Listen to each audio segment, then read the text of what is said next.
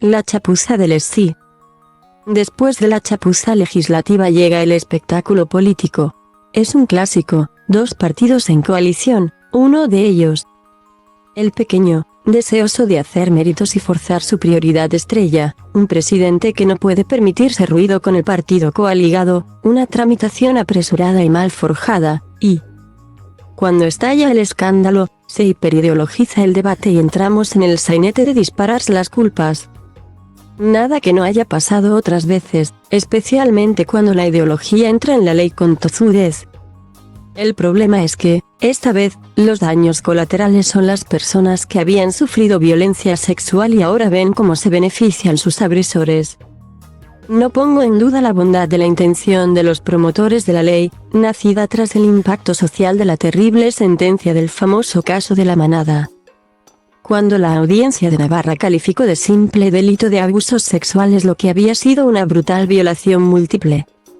Había que unificar, por tanto, el concepto de abuso con el de agresión sexual, para que todo acto sexual contra una persona sin su permiso fuera un delito de agresión. Asimismo, era urgente que la violación nunca pudiera ser considerada abuso, como ha ocurrido en estas sentencias claramente machistas. Pero precisamente porque la intención era buena, porque el cambio legislativo era muy importante y porque el sentido de la modificación era la protección de las víctimas, resulta incomprensible e inaceptable que se haya hecho tan mal. No se trata, pues, de poner en duda la necesidad de este nuevo supuesto penal, sino de exigir a los gobernantes unos criterios de rigor, sensibilidad y responsabilidad que en este caso han incumplido de forma flagrante, con terribles consecuencias.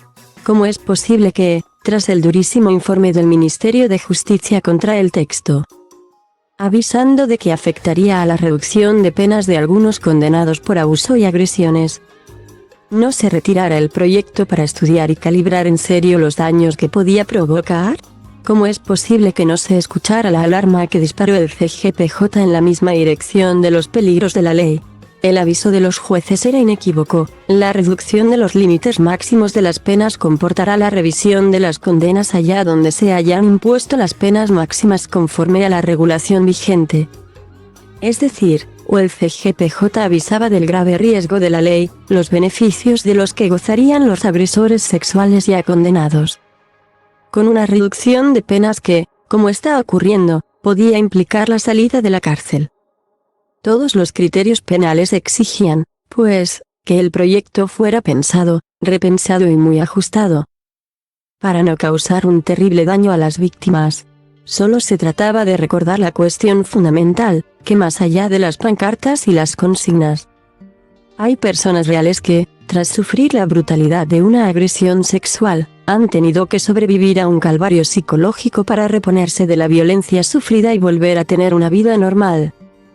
Muy a menudo se trata de niños o chicas jóvenes, en plena adolescencia, a las que se les rompe la vida. Y ahora, una vez condenado el agresor, justo cuando estaban rehaciéndose, el impacto de la reducción de penas vuelve a hacerlas transitar por otro calvario de inseguridad, miedo y dolor. ¿En qué planeta razonable se puede sacar adelante una ley para defender a las víctimas, no teniendo en cuenta que puede significar una nueva agresión? Es incomprensible. Incomprensible, pero, al mismo tiempo, perfectamente explicable. Había prisa ideológica. Llegaba el día del 8M y la ministra Montero quería demostrar su compromiso feminista. No vaya a ser que Podemos resultara una simple muleta. Y así, a lomo del dogma ideológico, omitieron los avisos y los riesgos, tildaron a quienes querían repensar la ley de machistas frustrados, Pablo Iglesias Ixit, e impusieron el proyecto con los agujeros negros que contenía, para acabar de remachar el clavo. Cuando finalmente se ha aplicado la ley y han empezado a salir a la calle los agresores, han vuelto a utilizar la demagogia para disparar las culpas contra los jueces. Es la hiperideología, el abuso de la consigna por encima de la responsabilidad. Peor aún, es el interés electoral por encima del interés ciudadano. Una puñetera, abominable e indignante irresponsabilidad.